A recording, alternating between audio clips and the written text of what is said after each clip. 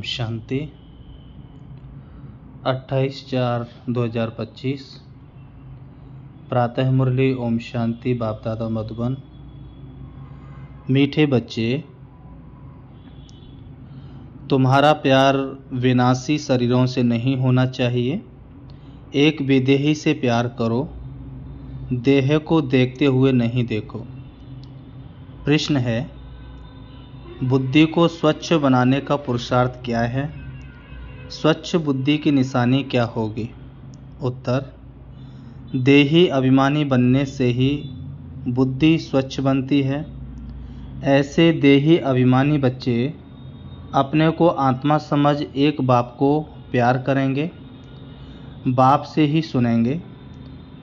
लेकिन जो मूढ़मती हैं वह देह को प्यार करते हैं, देह को ही श्रृंगारते रहते हैं।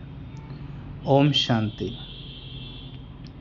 ओम शांति किसने कहा और किसने सुना? और सत्संगों में तो जिज्ञासु सुनते हैं, महात्मा व गुरु आदि ने सुनाया, ऐसे कहेंगे। यहाँ परमात्मा ने सुनाया और आत्मा ने सुना, तो नई बात है ना। देही अभिमानी होना पड़े। कई यहाँ भी देह अभिमानी हो बैठते हैं। तुम बच्चों को देही अभिमानी हो बैठना चाहिए। मैं आत्मा इस शरीर में विराजमान हूँ। शिव बाबा हमको समझाते हैं, यह बुद्धि में अच्छी तरह याद रहना चाहिए। मुझ आत्मा का कनेक्शन है परमात्मा के साथ। परमात्मा आकर इस शरीर द्वारा सुनाते हैं, यह दलाल हो गया। तुमको समझाने वाला वह है, इनको भी वर्षा वह देते हैं, तो बुद्धि उस तरफ जानी चाहिए। समझो बाप के 5-7 बच्चे हैं, उन्हों का बुद्धि योग बाप तरफ रहेगा ना, क्योंकि बाप से वर्षा मिलना है। भाई से वर्षा नहीं मिलता, वर्षा हमेशा बाप से मिलता है। आत्मा को आत्मा से वर्षा नहीं मिलता। तुम जानते हो, आत्मा के रूप में हम सब भाई भाई हैं। हम सब आत्माओं का कनेक्शन एक परमपिता परमात्मा के साथ है। वह कहते हैं, मामेकम याद करो, मुझ एक के साथ ही प्रीत रखो, रचना के साथ मत रखो। देही अभिमानी बनो। मेरे सिवाय और कोई देहधारी को याद करते हो तो इसको कहा जाता है देह अभिमान। भले ये देहधारी तुम्हारे सामने हैं, परंतु तुम इनको नहीं देखो। बुद्धि में याद उनकी रहनी चाहिए। वह तो सिर्फ कहने मात्र भाई भाई कह देते हैं। अभी तुम जानते हो हम आत्मा हैं, परमपिता परमात्मा की संतान है। वर्षा बाप से मिलता है। वह बाप कहते हैं, तुम्हारा लव मुझ एक के साथ होना चाहिए। मैं ही खुद आकर तुम आत्माओं की अपने साथ सगाई कराता हूँ। देहधारी से सगाई नहीं है, और जो भी संबंध हैं वह देह के यहाँ के संबंध हैं। इस समय तुमको देही अभिमानी बनना है। हम आत्मा बाप से सुनते हैं, बुद्धि बाप तरफ जानी चाहिए। बाप इनके बाजू में बैठे, बाप इनकी बाजू में बैठ हमको नॉलेज देते हैं। उसने शरीर का लोन लिया हुआ है। आत्मा इस शरीर रूपी घर में आकर पार्ट बजाती है, जैसे कि वह अपने को अंडर हाउस, बाबा कहे जैसे वह अपने को अंडर हाउस अरेस्ट कर देती है पार्ट बजाने के लिए। है तो फ्री, परंतु इसमें प्रवेश कर अपने को इस घर में बंद कर पार्ट बजाती है। आत्मा ही एक शरीर छोड़ दूसरा लेती है, पार्ट बजाती है। इस समय जो जितना देही अभिमानी रहेंगे वह ऊंच पद पाएंगे। बाबा के शरीर में भी तुम्हारा प्यार नहीं होना चाहिए, रिंचक मात्र भी नहीं। यह शरीर तो कोई काम का नहीं है। मैं इस शरीर में प्रवेश करता हूँ सिर्फ तुमको समझाने के लिए। यह है रावण का राज्य, पराया देश। रावण को जलाते हैं परंतु समझते नहीं हैं। चित्र आदि जो भी बनाते हैं उनको जानते नहीं हैं, बिल्कुल ही मूढ़मती हैं। रावण राज्य में सब मूढ़मती हो जाते हैं। देह अभिमान है ना, तुच्छ बुद्धि बन गए हैं। बाप कहते हैं मूढ़मती जो होंगे वह देह को याद करते रहेंगे, देह से प्यार रखेंगे। स्वच्छ बुद्धि जो होंगे वह तो अपने को आत्मा समझ परमात्मा को याद कर परमात्मा से सुनते रहेंगे। इसमें ही मेहनत है। यह तो बाप का रथ है, बहुतों का इनसे प्यार हो जाता है। जैसे हुसैन का घोड़ा, उनको कितना सजाते हैं। अब महिमा तो हुसैन की है ना, घोड़े की तो नहीं। जरूर मनुष्य के तन में हुसैन की आत्मा आई होगी ना, वह इन बातों को नहीं समझते। अभी इसको कहा जाता है राजस्व अश्वमेध अविनाशी रुद्र ज्ञान यज्ञ। अश्व नाम सुनकर उन्होंने फिर घोड़ा समझ लिया है, उनको स्वाहा करते हैं। यह सब कहानियाँ हैं भक्ति मार्ग की। अभी तुमको हसीन बनाने वाला मुसाफिर तो यह है ना। अभी तुम जानते हो हम पहले गोरे थे फिर सामरे बने हैं। जो भी आत्माएं पहले पहले आती हैं तो पहले सतो प्रधान हैं, फिर सतो रजो तमो में आती हैं। बाप आकर सबको हसीन सुंदर बना देते हैं। जो भी धर्म स्थापन अर्थ आते हैं वह सब हसीन आत्माएं होती हैं, बाद में काम चिता पर बैठ काली हो जाती हैं। पहले सुंदर फिर श्याम बनती हैं। यह नंबर 1 में पहले पहले आते हैं तो सबसे जास्ती सुंदर बनते हैं। इन लक्ष्मी नारायण जैसा नेचुरल सुंदर तो कोई हो ना सके। यह ज्ञान की बात है। पर क्रिश्चियन लोग भारतवासियों से सुंदर गोरे हैं क्योंकि उस तरफ के रहने वाले हैं, परंतु सतयुग में तो नेचुरल ब्यूटी है। आत्मा और शरीर दोनों सुंदर हैं। इस समय सब पतित सामरे हैं, फिर बाप आकर सबको सुंदर बनाते हैं। पहले सतो प्रधान पवित्र होते हैं, फिर उतरते उतरते काम चिता पर बैठ काले हो जाते हैं। अब बाप आया है सभी आत्माओं को पवित्र बनाने। बाप को याद करने से ही तुम पावन बन जाएंगे। तो याद करना है एक को, देहधारी से प्रीत नहीं रखनी है। बुद्धि में यह रहे कि हम एक बाप के हैं, वही सब कुछ है। इन आँखों से देखने वाले जो भी हैं वह सब विनाश हो जाएंगे, यह आँखें भी खत्म हो जाएंगी। परम पिता परमात्मा को तो त्रिनेत्री कहा जाता है। उनको ज्ञान का तीसरा नेत्र है। त्रिनेत्री, त्रिकालदर्शी, त्रिलोकीनाथ, यह टाइटल उनको मिले हैं। अभी तुमको तीनों लोकों का ज्ञान है, फिर यह गुम हो जाता है।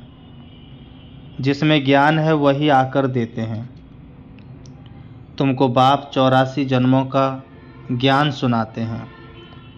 बाप कहते हैं अपने को आत्मा समझो, मैं इस शरीर में प्रवेश कर आया हूँ तुमको पावन बनाने। मुझे याद करने से ही पावन बनेंगे, और कोई को याद किया तो सतो प्रधान बन नहीं सकेंगे। पाप कटेंगे नहीं तो कहेंगे विनाश काले विपरीत बुद्धि विनशयंती। मनुष्य तो बहुत अंधश्रद्धा में है, देहधारियों में ही मोह रखते हैं। अब तुमको देही अभिमानी बनना है। एक में ही मोह रखना है, दूसरे कोई में मोह है तो गोया बाप से विपरीत बुद्धि है।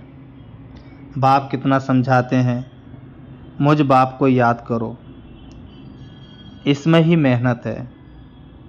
तुम कहते भी हो हम पतितों को आकर पावन बनाओ, बाप ही पावन बनाते हैं। तुम बच्चों को 84 जन्मों की हिस्ट्री ज्योग्राफी बाप ही समझाते हैं, वह तो सहज है ना।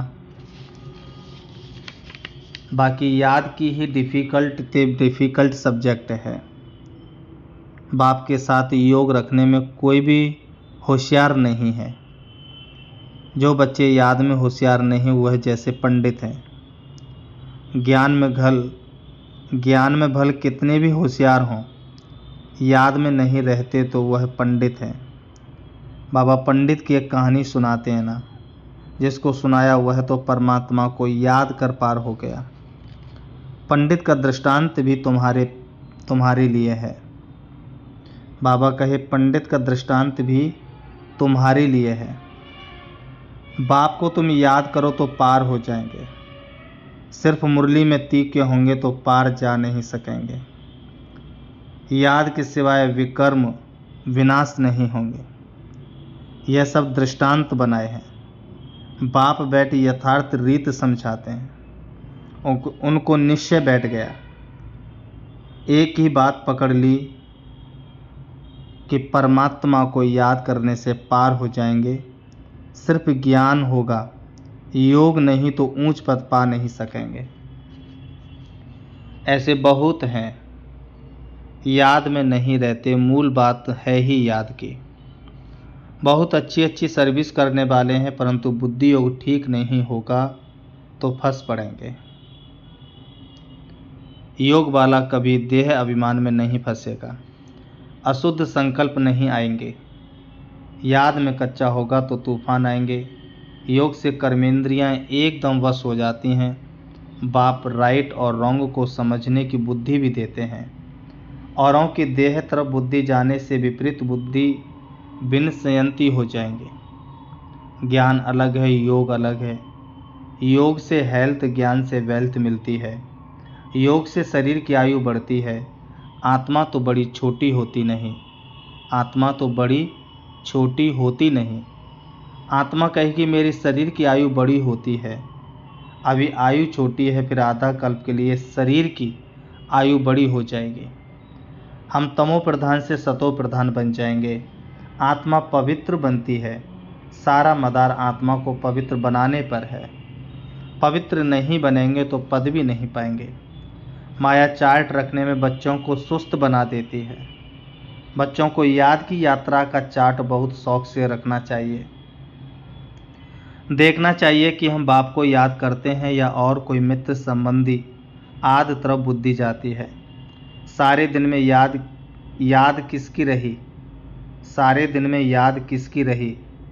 अथवा प्रीत किसके साथ रही? कितना टाइम वेस्ट किया? अपना चार्ट रखना चाहिए। परंतु कोई में ताकत नहीं है जो चार्ट रेगुलर रख सके। कोई विरला रख सकते हैं। माया पूरा चार्ट रखने नहीं देती है। एकदम सुस्त बना देती है। चुस्ती निकल जाती है। बाबा कहे एकदम सुस्त बना देती है, चुस्ती निकल जाती है। बाप कहते मामे कम याद करो। मैं तो सभी आशिकों का मासूक हूँ। तो मासूक को याद करना चाहिए ना। मासूक बाप कहते हैं तुमने आधा कल्प याद किया है, अब मैं कहता हूँ मुझे याद करो तो वे कर्म विनाश हो जाएं। ऐसा बाप जो सुख देने वाला है, कितना याद करना चाहिए। और तो सब दुख देने वाले हैं, वह कोई काम आने वाले नहीं हैं। अंत समय एक परमात्मा बाप ही काम आता है। अंत का समय एक हद का होता है, एक बेहद का होता है। बाप समझाते हैं अच्छी रीति याद करते रहेंगे तो अकाले मृत्यु नहीं होगी। तुमको अमर बना देते हैं। पहले तो बाप के साथ प्रीत बुद्धि चाहिए। कोई के भी शरीर के साथ प्रीत होगी तो गिर पड़ेंगे, फेल हो जाएंगे, चंद्रवंशी में चले जाएंगे। स्वर्ग सतयुगी सूर्यवंशी राजाई को ही कहा जाता है। त्रेता को भी स्वर्ग नहीं कहेंगे। जैसे द्वापर और कलयुग है तो कलयुग को रौरव नरक तमो प्रधान कहा जाता है। द्वापर को इतना नहीं कहेंगे, फिर तमो प्रधान से सतो प्रधान बनने के लिए याद चाहिए। खुद भी समझते हैं हमारी फलाने से बहुत प्रीत है, उसके आधार बगैर हमारा कल्याण नहीं होगा। अब ऐसी हालत में अगर मर जाएं तो क्या होगा? विनाश काले विपरीत बुद्धि विनिश्यंती, धूल छाई पद पालेंगे। तो धूल छाई पद पालेंगे। आजकल दुनिया में फैशन की भी बहुत बड़ी मुसीबत है। अपने पर आशिक करने के लिए शरीर को कितना टिप टॉप करते हैं। अब बाप कहते हैं बच्चे किसके भी नाम रूप में मत फंसो। लक्ष्मी नारायण की ड्रेस देखो कैसी रॉयल है। वह है ही शिवालय, इसको कहा जाता है वैश्यालय। इन देवताओं के आगे जाकर कहते हैं हम वैश्यालय के रहने वाले हैं। आजकल तो फैशन की ऐसी मुसीबत है, सबकी नज़र चली जाती है, फिर पकड़कर भगा ले जाते हैं। सतयुग में तो कायदे से चलन होती है, सतयुग में तो कायदे से चलन होती है। वहाँ तो नेचुरल ब्यूटी है ना, अंधश्रद्धा की बात नहीं। यहाँ तो देखने से दिल लग जाती है, तो फिर और धर्म वालों से भी शादी कर लेते हैं। अभी तुम्हारी है ईश्वरीय बुद्धि, पत्थर बुद्धि से पारस बुद्धि बाप के सिवा कोई बना ना सके। वह है ही रावण संप्रदाय, तुम अभी राम संप्रदाय बने हो। पांडव और कौरव एक ही संप्रदाय के थे, बाकी यादव है यूरोपवासी। गीता से कोई भी नहीं समझते कि यादव यूरोपवासी हैं। वह तो यादव संप्रदाय भी यहाँ कह देते हैं। बाप बैठ समझाते हैं यादव हैं यूरोपवासी, जिन्होंने अपने विनाश के लिए यह मूसल आदि बनाए हैं। पांडवों की विजय होती है, वह जाकर स्वर्ग के मालिक बनेंगे। परमात्मा ही आकर स्वर्ग की स्थापना करते हैं। शास्त्रों में तो दिखाया है, पांडव गल मरे फिर क्या हुआ, कुछ भी समझ नहीं। पत्थर बुद्धि है ना। ड्रामा के राज को जरा भी कोई जानते ही नहीं। बाबा के पास बच्चे आते हैं, कहता हूँ भल जेवर आदि पहनो। कहते हैं बाबा यहाँ जेवर शोभते कहाँ हैं। पतित आत्मा पतित शरीर को जेवर क्या शोभेंगे, वहाँ तो हम इन जेवरों आदि से सजे रहेंगे। अथवा धन होता है, सब सुखी ही सुखी रहते हैं। भल वहाँ फील होता है ये राजा है हम प्रजा हैं, परंतु दुख की बात नहीं। यहाँ अनाज आदि नहीं मिलता है तो मनुष्य दुखी होते हैं, वहाँ तो सब कुछ मिलता है। दुख अक्षर मुख से निकलेगा नहीं, नाम ही है स्वर्ग। यूरोपियन लोग उनको पैराडाइज कहते हैं, समझते हैं वहाँ गॉड गॉडेज रहते थे, इसलिए उन्हों के चित्र भी बहुत खरीद करते हैं। परंतु वह स्वर्ग फिर कहाँ गया, यह किसी को पता नहीं है। तुम अभी जानते हो यह चक्र कैसे फिरता है, नई सो पुरानी, पुरानी सो फिर नई दुनिया बनती है। देही अभिमानी बनने में बड़ी मेहनत है। तुम देही अभिमानी बनने से इन अनेक बीमारियों आदि से छूट सकेंगे। बाप को याद करने से ऊंच पद पालेंगे। अच्छा, तो फिर बाबा कहते मीठे मीठे सिकलदे बच्चों प्रति माता पिता बाप दादा का याद प्यार और गुड मॉर्निंग। रूहानी बाप की रूहानी बच्चों को नमस्ते। रूहानी हम बच्चों की रूहानी बाप दादा को याद प्यार और नमस्ते नमस्ते नमस्ते। धारणा के लिए मुख्य सार, किसी भी देहधारी को अपना आधार नहीं बनाना है। शरीरों से प्रीत नहीं रखनी है, दिल की प्रीत एक बाप से रखनी है, किसी के नाम रूप में नहीं फंसना है। याद का चार्ट शौक से रखना है, इसमें सुस्त नहीं बनना है। चार्ट में देखना है मेरी बुद्धि किसके तरफ जाती है, कितना टाइम वेस्ट करते हैं, सुख देने वाला बाप कितना समय याद रहता है। वरदान, गृहस्थ व्यवहार और ईश्वरीय व्यवहार दोनों की समानता द्वारा सदा हल्के और सफल भव। सभी बच्चों को शरीर निर्वाह और आत्मनिर्वाह की डबल सेवा मिली हुई है, लेकिन दोनों ही सेवाओं में समय का शक्तियों का समान अटेंशन चाहिए। यदि श्रीमत का कांटा ठीक है तो दोनों साइड समान होंगे, लेकिन गृहस्थ शब्द बोलते ही गृहस्थी बन जाते हो तो बहानेबाजी शुरू हो जाती है। इसलिए गृहस्थी नहीं ट्रस्टी हैं। इस स्मृति से गृहस्थ व्यवहार और ईश्वरीय व्यवहार दोनों में समानता रखो तो सदा हल्के और सफल रहेंगे। स्लोगन, फर्स्ट डिवीजन में आने के लिए कर्मेंद्रिय जीत माया जीत बनो। फर्स्ट डिवीजन में आने के लिए कर्मेंद्रिय जीत और माया जीत बनो। अव्यक्त इशारे कंबाइंड रूप की स्मृति से सदा विजयी बनो। स्पष्टीकरण, आपके शिव शक्ति के कंबाइंड रूप का यादगार सदा पूजा जाता है। शक्ति शिव से अलग नहीं, शिव शक्ति से अलग नहीं। ऐसे कंबाइंड रूप में रहो, इसी स्वरूप को ही सहज योगी कहा जाता है। योग लगाने वाले नहीं, लेकिन सदा कंबाइंड अर्थात साथ रहने वाले, जो वायदा है कि साथ रहेंगे, साथ जिएंगे, साथ चलेंगे। यह वह पक्का याद रखो, यह वायदा पक्का याद रखो। अच्छा, ओम शांति, ओम शांति।